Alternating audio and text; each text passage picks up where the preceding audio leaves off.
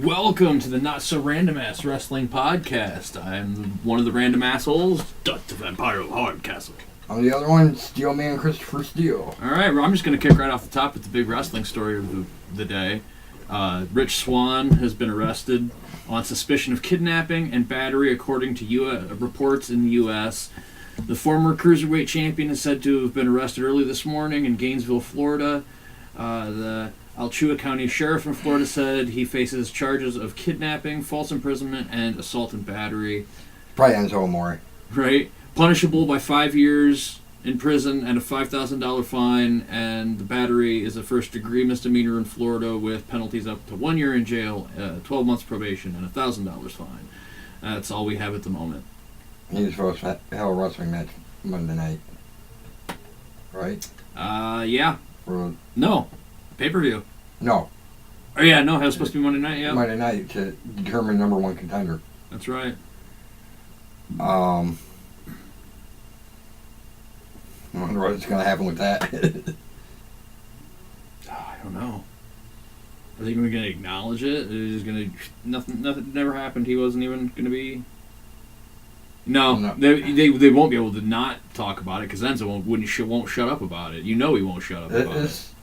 It happened. They're going to have to acknowledge it. They have to acknowledge it because, somehow. Or not, because it's such a catastrophic thing. They'll just be like, well, innocent until proven guilty, but... Well, I'm talking... They got to acknowledge something because... like I said, he's supposed to have a match. Number one contender for the Cruiserweight Championship. Him versus... Him versus the one that talks all fucking proper and does the PowerPoint presentations and shit. Right. Drew Gulak. Does that mean Drew automatically wins? Maybe. Nope. You know what they'll do? Another Fatal 4-Way. And then have the winner face off with right away? Nope, the next week. Follow up the pay-per-view, probably. Well, is it a SmackDown pay-per-view? Yeah. Yes, it is. Alright, so let's do something a little bit different. Right on. Let's do our picks. Yeah, like I told you earlier. It's not going to be picks. Let's do that right off the rip. My idea was, between the two of us, 5 people that will hold championship gold in the next year. That doesn't currently hold it. By title. We'll go by titles. And I'll start us off with 1, the Cruiserweight Championship. Hideo Itami will hold it within the next year. Yeah. Oh, there it is. That's how they'll just bring him in. All right. You got one? Okay. I missed the entire premise because I was reading something else. What? Go by championships. Okay, by championships. We already got Cruiserweight. All right. Pick any... We only have to do up to 5. And a prediction of what we think is going to happen? Who will hold it within the next year? Within the next year. Okay. I'm going to go with the SmackDown Tag Team titles. Damn it. I was going to do that one. And I'm going to say Rusev and Aiden English. Okay, I was going to go with that one and be my bold prediction. Febreze? No. Owens and Zayn. Yeah, I can see them having it within a year or two. Alright. I'm going to do a cheap one. Carmella will win the SmackDown Women's title. I'll go with the other women's title and say Asuka will have it. I was going to say Paige. Paige too, but Asuka will get it off of Paige probably. That was another one of my cheap ones. Okay. We've done 3 titles. Yeah. We haven't Or really. actually 4. We've done both women. Cruiser, both women, SmackDown tag. I'm gonna go with the U.S. SmackDown. Yeah. Bobby Roode. I can see that. I'm gonna go with the Raw tag titles, and I'm gonna hazard a guess that the Good Brothers will finally get the hands on the gold. I'm gonna go with. We'll try to get them all in then. I mean, we're only a few off. The Universal Championship, Roman Reigns. I'll hold it within the next year.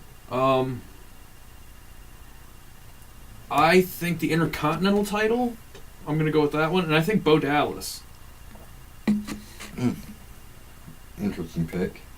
He's picking up momentum. Ever since I've seen, I saw the Marine 5, and it was actually really good, and he was super convincing. And if they let him play that kind of role, which he basically is, the I don't know though. I would put that in the bold prediction. But the thing is, even with his voice, he can still carry that weird menacing vibe, and they need to let him do that. Like I said, I put that in the bold prediction part. Oh yeah. Along with my Sami Zayn and Kevin Owens, right? What's left?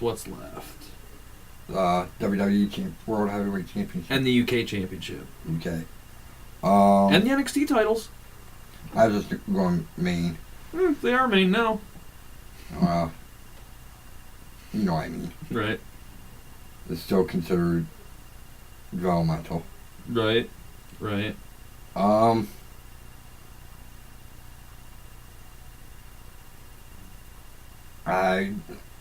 ahead.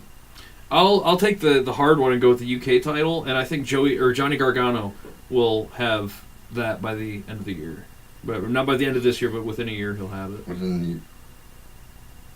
Okay. All that's left is the world, and we could both take a stab at that one if you want. Go ahead. I think Kevin Owens. I kind of think so too, but I think by Royal Rumble, Shane McMahon will have exposed himself as being the villain in this, the new Mr. McMahon. Right. And KO will be the new Stone Cold, so to speak. And he'll win it at WrestleMania with the fucking uproarious applause. Probably from AJ Styles, who will take like a rockish role. I don't know about that. Or Jinder takes a rock type role. Right, there's a mini built-in corporation. I kind of have.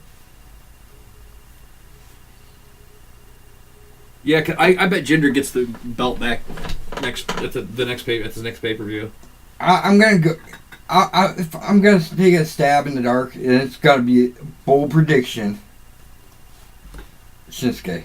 Yeah, I can see that. That's not actually not that bold of a prediction.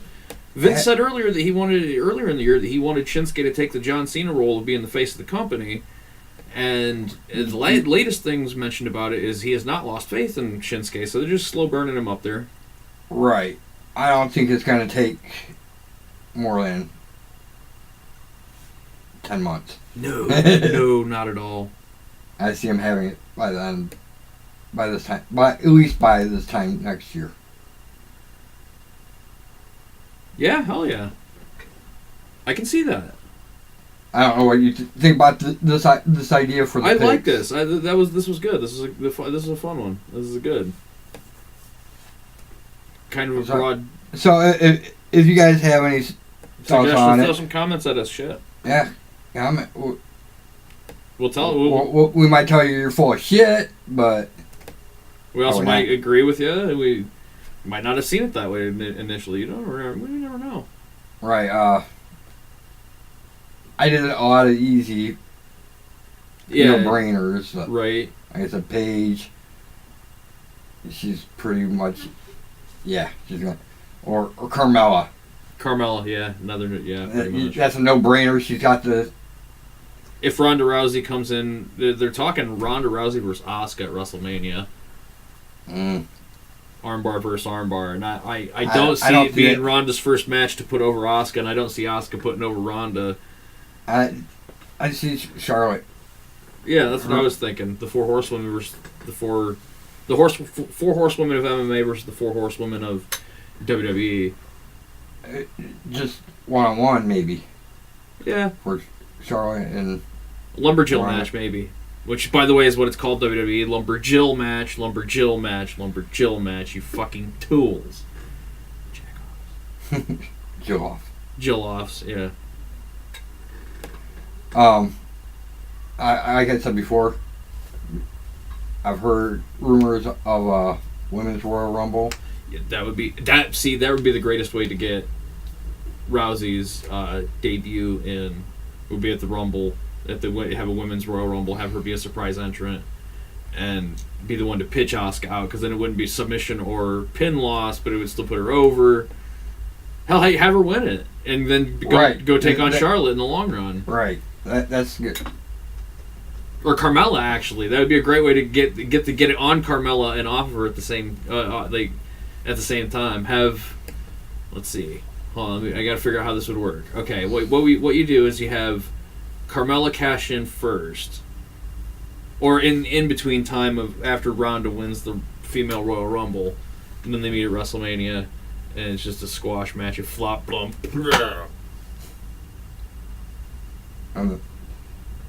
No, because. But I'd much rather see the figure 8 versus the whatever Ronda's going to use, because I think they're going to give her not a submission. A lot of people think it's going to be a submission finisher for her. I'm like, maybe not. She was a striker. It could be some kind of fucking kick. Like, she could get the chick kick. Because she's been training with, like, Trish and Lita and shit, so a chick kick would not be out of her. I still see her staying with the armbar. Who? Ronda? Yeah. Maybe. She's known for it already. Right, it's true. She is already known for it, so why... Anything happened this week? I started watching wrestling, but I fell asleep both days. I don't remember. Honestly, I don't.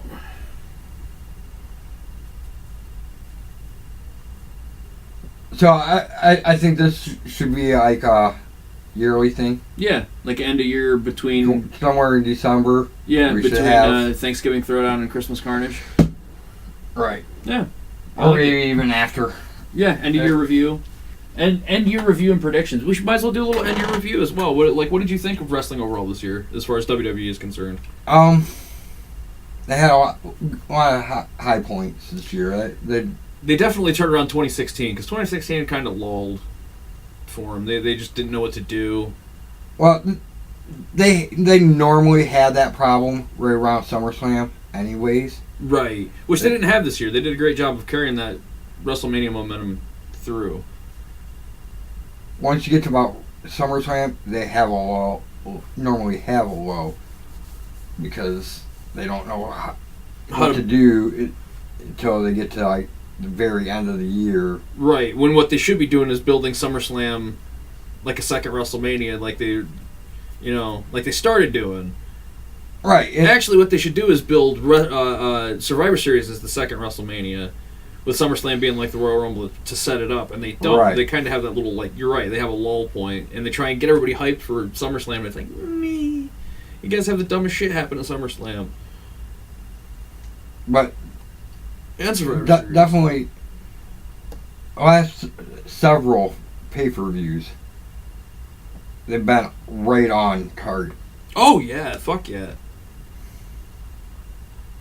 I'm thinking if they do 15 pay-per-views like in a year, do 5, 5, and 5 with making Money in the Bank the 5th. Yeah, I'm pretty sure they will make money. No, they already said Money in the Bank next year is a joint. So I see. I was looking it up, and I seen. I think they're doing 16 though, with Raw getting 2, and it's like, God damn it, don't do it like that. You could do it. It did look like I was looking it up not too long ago. The pay-per-view schedule for 18, and it looked like Raw has more. I'm pretty sure they do. Maybe, but then again, maybe because it's pay-per-view, not shows. Maybe SmackDown has some house shows like Starrcade. Right. And see, that could be like the one to pick up the space in between. Have them pick up Starrcade. I think it'd be smarter for them to just say F it and go, we're WCW. Have Shane McMahon resurrect the WCW name like at this WrestleMania. Right. We're like, let's do Daniel Bryan, Kevin Owens, and hold on, Daniel Bryan, Kevin Owens, and Sami Zayn versus Shane McMahon, Shinsuke Nakamura, and Randy Orton. Loser between Shane McMahon and Daniel Bryan, team leader, whatever team loses, they have to leave. Have Shane lose, but still have power of SmackDown, and go, guess what? You actually lose because it's now WCW. I set this up just weeks in advance. I get and that, just, but screw them around. No, it would be perfect. Really, Daniel Bryan needs to take on The Miz. Oh yeah, well Daniel Bryan's gonna be able to have a regular schedule. I just think his first match back should be something like that, to where he ends up on Raw with KO and Zayn, and then SmackDown can start plucking more people from NXT to come up as WCW style alone. Like I said, carry the cruiserweight. Have them steal the cruiserweight division somehow. Have like frickin' Sin Cara beat Enzo and get all of 205 Live. If he wins, 205 Live becomes SmackDown's. Then you have SmackDown. Then you can have WCW having a third hour as well. I mean, I could finagle it to where it would work. I really should have applied for that frickin' writer's job and just sent them that script and be like, if I get the job or not, just do this. If you need help, text me. Right. It's not that hard. Yeah, like right here. Here's where Raw gets... It goes Royal Rumble, Raw SmackDown, WrestleMania, Raw SmackDown, Money in the Bank, which is a joint pay-per-view, right. Raw, SummerSlam, Raw SmackDown, Raw, Survivor Series, SmackDown. So Raw has one more. Really, yeah. And right here where Battleground is where they should slide in Starrcade in like late July for SmackDown, and then switch out the... Oh man, that'd be a rough one. Let's see. No, you can leave it like that because then those two bookend around that. But then it would be 5, 5, and 5. 1, 2, 3, 4, 5. 1, 2, 3, 4. 6. 5 and 5. There's 5, 5, and 4. There's 5 Raw, 5 Joint, and 4 SmackDown. Okay. And if they gave them Starrcade in between SummerSlam and Battleground, or gave them Halloween Havoc, take and move TLC. There you go. Move TLC up and put in Halloween Havoc as a WCW pay-per-view. So you have Starrcade and Halloween Havoc. Remove the Clash of Champions in December, and let December actually go pay-per-view-less for them to recover. And build up for Royal Rumble. Have December be when all the draft lottos and shit go down. Do we got one more pay-per-view after this for the year? No, Clash of Champions is the last one. Because I could have seen one like... Yeah, like at the 31st. New Year's Revolution. That's what I was thinking. Right. Like the 31st is a Sunday. New Year's Revolution.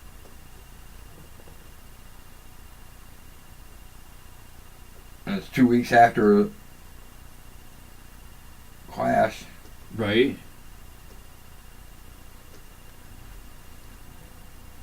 New Year's Resolution was Raw pay-per-view before anyways. Right. It would make sense. But see, we could write for Raw, or not just so much write, but schedule and write. We would be booking stuff like Vince and Pat used to back in the 90s, where we'd have notebooks full of, okay, this is how the year's going to go, and if something happens, we can, sub out this person and change the storyline this way, or I would set up a lot more factions. I'm liking that they're going back that way. Because factions are super simple. You give yourself between 3 to 5 members. Right. With it, always set up a tag team and a single. And then you can have 2 straggling singles or another tag team to fill in. Or just one single guy. Or, whatever. But it's easy. New Day's working. I think AJ needs to either... What I think should happen is Kevin Owens and Sami Zayn should go to Raw, and in doing so, the Good Brothers should go to SmackDown, so we can have the club over on running things on SmackDown and become WCW, because that would be perfect. Because then they could do the whole Too Sweet thing and be like the NWO of WCW or of the new WCW. Plus, if also bring over Finn. Oh yeah, bring over Finn, and for that you could send Baron Corbin to. Or Dolph Ziggler, even, to Raw. Dolph would be great on Raw right now. Being the new Shawn Michaels. But Shawn Michaels... I thought Shawn Michaels was the new Dolph Ziggler because he's the new Colonel.